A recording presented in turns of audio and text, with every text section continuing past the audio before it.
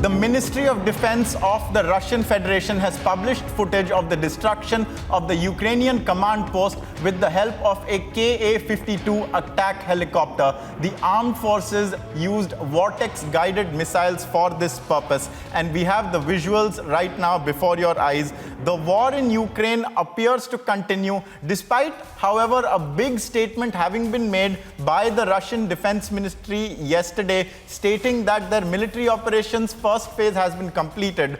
We are still seeing, however, these visuals of Russian heavy attack helicopters, aerial gunships using their cruise missiles once again to destroy enemy positions, in this particular case of a Ukrainian command post. And this is a video that has been published by the Ministry of Defense of the Russian Federation. You can see the split screen, two views. One appears to be a visual camera view and the other appears to be some kind of infrared guided spectroscopic view. And you can see the targeting systems that are being used. Major General P.K. Sehgal is joining us live. Major General Sehgal, what do you make of the continued use of Russia, these cruise missiles and helicopters? And also, what do you make of the statement that the first phase of the military operation is over? What are we to understand?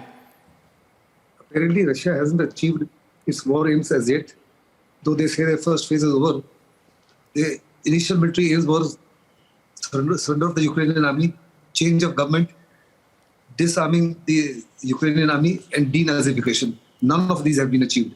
They have not been able to capture even a single city whatsoever, nor have they been able to capture Kyiv. That notwithstanding, they're saying the first phase is over. So it's some sort of a face-saving device for them. The use of various types of heavy weapons, including band weapons and cruise missiles, in very large numbers, clearly indicate that Russia is on the back foot. It's absolutely desperate and frustrated. It really wants to break the will of the people of Ukraine, but it is finding it absolutely impossible. The more horrendous weapons you use, the greatest is the willpower of the nation. The nation says that we will not surrender under any circumstances, nor are we willing to accept permanent bifurcation of Ukraine. Russia is clearly indicating that they will now concentrate on Donbas region because they want to take this out of Ukraine, as well as they also want to create a land border onto Crimea. But for that, it is very important for them to be able to capture Kherson, which they initially claimed to have captured, but they're finding it very, very difficult to hold it. Similarly, unless and until they have the Mariupol also, which is still not fallen, despite absolutely atrocious attacks. In fact, they've gone beyond all acceptable limits. They've attacked schools, they've attacked churches, they've attacked mosques, they've attacked hospitals, they've attacked the maternity wards, they've attacked everything that is unacceptable. They've done lots of, I'll say, crimes against humanity. All that notwithstanding, the Ukrainians are holding fast. It clearly indicates that Russia is on the back foot, and now their war aims seem to have changed.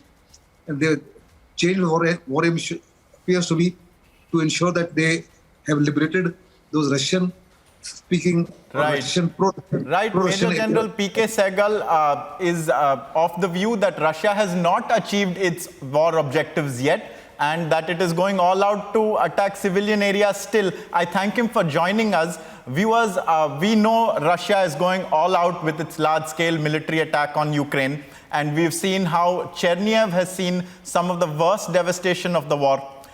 We've seen some other cities of Russia also Ukraine being heavily attacked and bombed. And we see continuing attack by helicopters, aerial gunships and cruise missiles as well, viewers.